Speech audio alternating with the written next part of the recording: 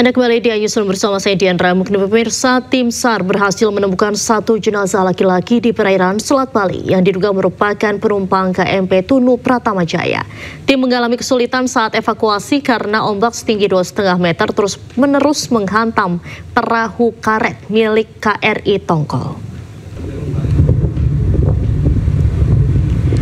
Lokasi penemuan jenazah ini berada di 6 nautical mile ke arah selatan, tidak jauh dari lokasi temuan jenazah lainnya yang berada di sekitar Pantai Cekik, Jembrana, Bali pada pukul 10:41 waktu Indonesia Tengah.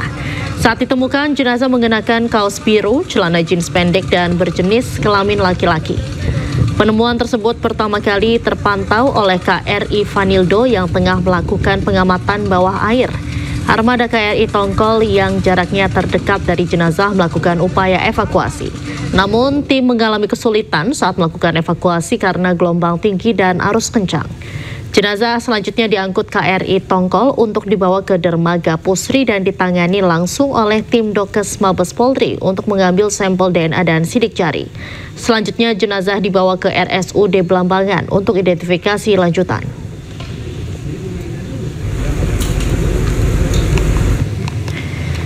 Pemirsa, memasuki hari keempat pasca tenggelamnya KMP Tunu Pratama Jaya di perairan Selat Bali, upaya penyelamatan korban terus ditingkatkan.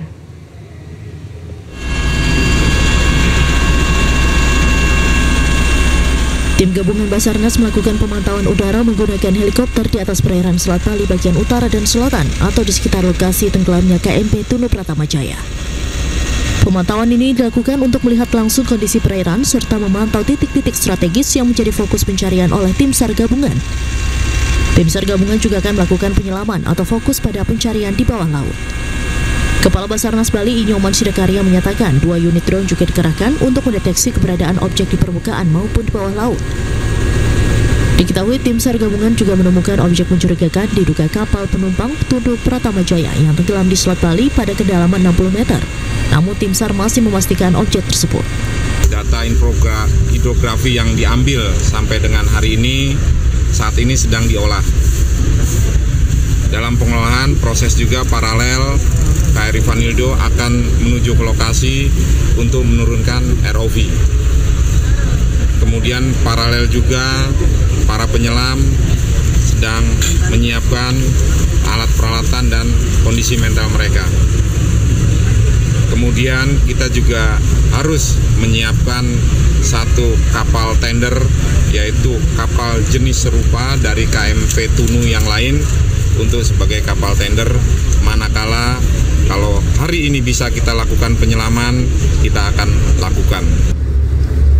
Sementara pada pencarian hari keempat ini, Wakil Presiden RI Gibran Raka Buming Raka menemui keluarga korban tenggelamnya KMP Tunu Pratama Jaya di Posko Crisis Center Pelabuhan Ketapang, Banyuwangi, Jawa Timur. Dalam kesempatan itu, Wapres Gibran menyampaikan santunan kepada ahli waris 6 korban meninggal dunia. Dari Banyuwangi, Jawa Timur, Eris Utomo Ainus melaporkan. Kita ke informasi lainnya, pemirsa, 24 calon duta besar telah mengikuti uji kelayakan di DPR RI. Ketua Komisi 1 DPR RI, Utut Adianto, menyebut meski DPR memiliki hak untuk menolak usulan calon dubes dari Presiden, sejauh ini semua nama dinilai masih layak dilantik.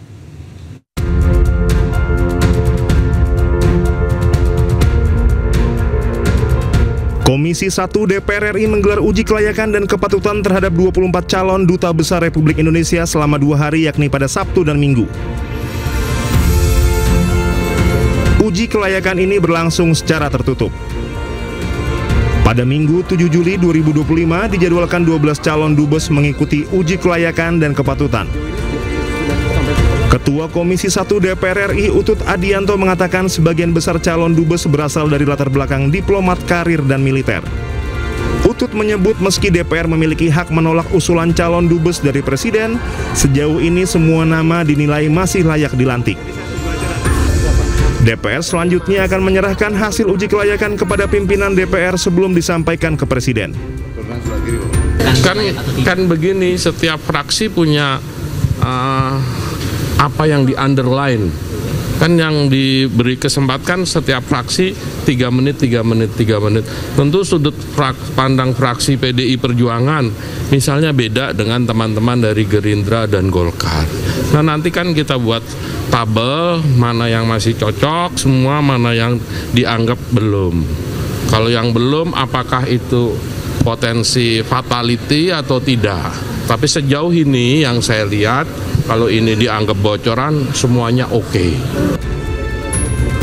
Sebelumnya Sabtu kemarin sebanyak 12 calon dubes menjalani uji kelayakan di gedung DPR RI. Tim Liputan iNews melaporkan. Pemirsa, Polda Metro Jaya membenarkan ada pemeriksaan terhadap kuasa hukum dan ajudan dari Presiden ke-7 Joko Widodo. Penyidik Subdit Keamanan Negara Direktorat Kriminal Umum Polda Metro Jaya terus memanggil sejumlah saksi terkait kasus laporan dugaan pencemaran nama baik Presiden ke-7 Joko Widodo atas tuduhan ijazah palsu miliknya oleh terlapor Roy Suryo. Keterangan keduanya sangat diperlukan guna merampungkan berkas penyelidikan dalam kasus ini. Keterangan keduanya akan menentukan apakah kasus ini masuk ke dalam ranah pidana dan naik ke tingkat penyidikan atau tidak. Pengambilan keterangan dalam rangka klarifikasi. Telah melakukan pengambilan keterangan dalam rangka klarifikasi terhadap saksi tersebut ya yang ditanyakan dalam rangka pemenuhan fakta-fakta. Ya, proses pendalaman ini masih terus dilakukan. Penyelidik terus mengumpulkan fakta-fakta dari pihak pelapor, kemudian saksi-saksi yang disampaikan oleh pelapor, kemudian barang bukti yang diserahkan oleh pelapor, kemudian juga dari pihak terlapor ada beberapa LP yang disebut terlapornya, ada juga LP yang tidak disebut terlapornya, namun ada beberapa nama yang muncul dari peristiwa yang disampaikan oleh korban atau pelapor. Ini terus dilakukan atau dikumpulkan fakta-faktanya guna nanti disimpulkan dalam pendalaman ini apakah peristiwa yang dilaporkan itu ada dugaan tindak pidana atau tidak ya. Sementara itu, menikmati hari libur, Presiden ke-7 RI Joko Widodo asyik bermain kendaraan bermotor roda 4 atau ATV di pantai bersama keluarga dan cucunya.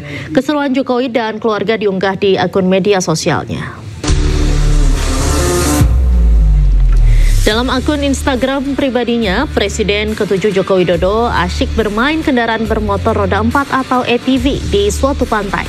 Jokowi bermain ATV bersama keluarganya termasuk cucu-cucunya. Dalam captionnya, Jokowi mengungkapkan ternyata sulit untuk berhenti. Selain bersama keluarga, Jokowi juga ditemani sejumlah anggota Pas Pampres seperti Kapten Windra Sanur dan ada juga ajudan Jokowi, Kompol Syarif Muhammad Fitriansyah.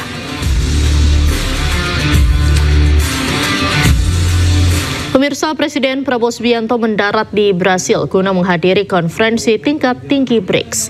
Prabowo tiba di Rio de Janeiro Sabtu waktu setempat. Prabowo tiba menggunakan pesawat kepresidenan di Pangkalan Udara Galeão, Rio de Janeiro. Prabowo ke Brasil usai kunjungan kenegaraan di Arab Saudi. Presiden Prabowo ditemani Menteri Luar Negeri Sugiono serta Sekretaris Kabinet Teddy Indrawijaya. Kehadiran Prabowo di Brasil merupakan yang kedua kalinya. Namun secara perdana, Presiden RI Prabowo Subianto mengikuti KTT BRICS setelah bergabung pada Januari lalu. Prabowo berkunjung ke Brasil untuk pertemuan bilateral dengan Presiden Brasil Luiz Inácio Lula da Silva dan menghadiri konferensi tingkat tinggi BRICS untuk pertama kalinya.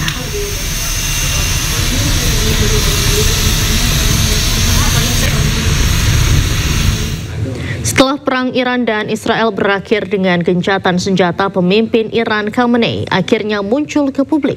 12 hari disembunyikan pendukungnya, Khamenei kini hadir menyapa warga Iran.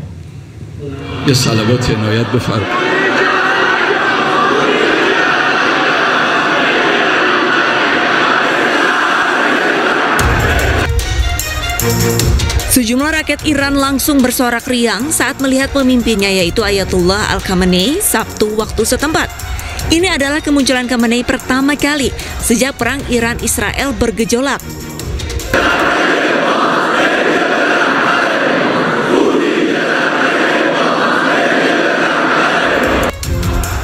Pria berusia 86 tahun ini langsung melambaikan tangan kepada rakyat Iran yang menantinya di area pusat keagamaan Imam Khomeini Husaniyah di Teheran. Sebelumnya, pada saat perang Iran dan Israel berlangsung, Khamenei menjadi incaran dari rudal Israel.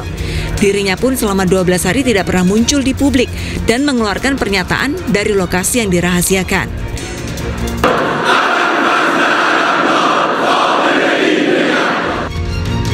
Dirinya pun tidak pernah hadir dalam pemakaman komandan militer atau ilmuwan nuklir Iran yang tewas beberapa waktu lalu.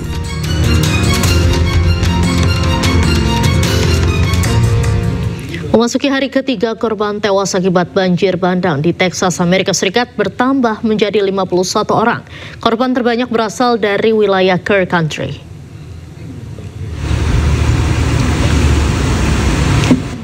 Wilayah Kerrville juga tidak luput dari terjangan banjir bandang. Sejumlah infrastruktur dilaporkan rusak parah, dari bangunan milik pemerintah, rumah warga hingga jalan raya. Banjir juga menghantam sejumlah pohon hingga tumbang dan berserakan. Selain memporak-porandakan infrastruktur, banjir bandang juga menelan korban jiwa. Jumlah korban tewas sudah mencapai 51 orang, 15 diantaranya merupakan anak-anak, sementara 27 orang dilaporkan hilang. Banjir bandang di Texas terjadi pada Jumat waktu setempat. Banjir terparah merendam Texas bagian tengah dan selatan. Sejak banjir terjadi sudah lebih dari 850 warga dievakuasi.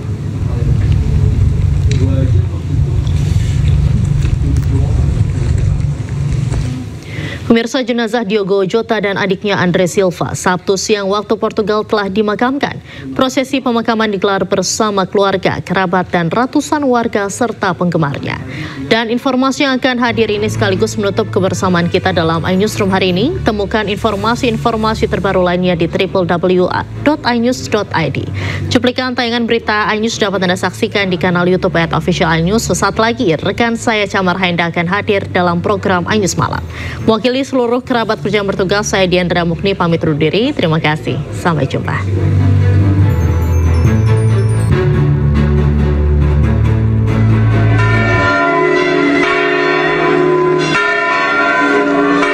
Prosesi pemakaman Diogo Jota bersama adiknya Andre Silva dilakukan dengan membawa kedua jenazah keluar dari Capella de Resurrección untuk dibawa ke dalam gereja. Kedua peti jenazah dibawa oleh rekan satu tim dan juga sahabat dari keduanya. Bahkan Ruben Neves dan João Cancelo, sahabat Jota yang bermain untuk Al Hilal, rela terbang dari Amerika Serikat usai laga perempat final ajang Piala Dunia antar klub. Meski digelar tertutup hanya untuk keluarga dan kolega, namun ratusan warga dan fans keduanya dengan khusyuk mengikuti prosesi pemakaman dari luar gereja. Keduanya dimakamkan di lokasi pemakaman samping gereja yang berada di wilayah pinggiran kawasan Porto, Portugal. Dua karangan bunga dengan hiasan nomor punggung keduanya di bawah Virgil van Dijk dan Andy Robertson diletakkan di atas pusara keduanya. Jota dan Silva meninggal dunia akibat kecelakaan mobil yang dikendarai pada Kamis dini hari waktu Spanyol. Kecelakaan terjadi saat dalam perjalanan menuju ke Pelabuhan Santander untuk menyeberang ke Inggris.